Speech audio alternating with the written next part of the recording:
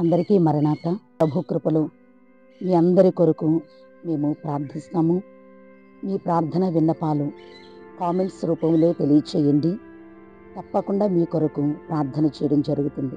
వినుట వలన విశ్వాసం కలుగుతుందని దేవుని వాక్యం సెలవిస్తుంది.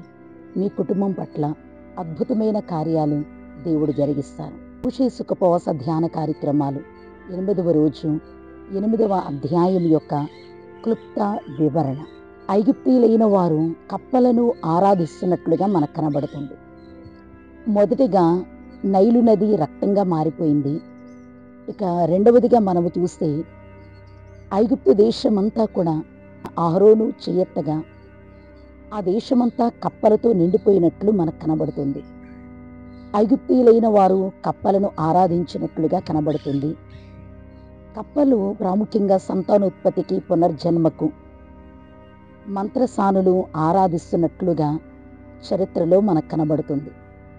గనుక వారు కప్పలను ఆరాధించేవారు. అదే కప్పలు దేశమంతా కూడా వ్యాప్తి చెందాయి.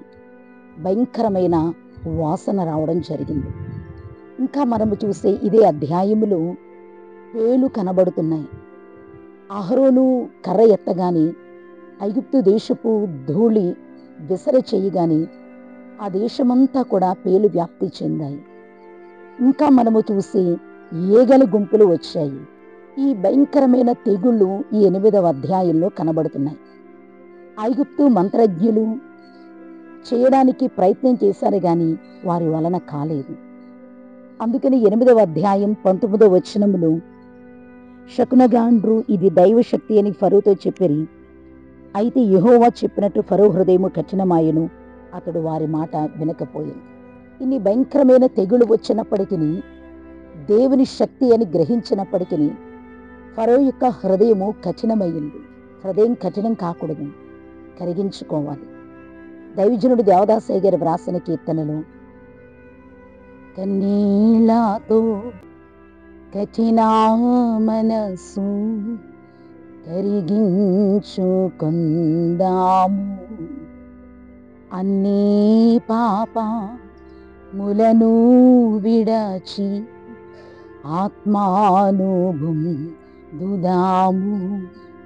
గనుక ప్రియులారా, కఠిన మనసు కరిగించుకొని పరిశుద్ధాత్మను పొంది ప్రతి పాపాన్ని మనం విడిచిపెట్టవలసిన వారమై ఉన్నాము. కాబట్టి ఈ 8వ అధ్యాయంలో భయంకరమైన ఈ తెగుళ్ళను బట్టి వారు మొత్తబడినా కానీ ఐగుప్తీల్లో మార్పు అనేది మనకు కనబడదు. మన హృదయాన్ని కఠినపరుచుకోకుండా కరిగించుకొని పరిశుద్ధాత్మను పొంది మన పాపములను ఒప్పుకొని ప్రభు యొక్క శ్వాసముగా మనం మార్చబడాలి. యెహోవా తీర్పులు ఈ అధ్యాయంలో కనబడుతున్నాయి. అందరికీ మరణాత.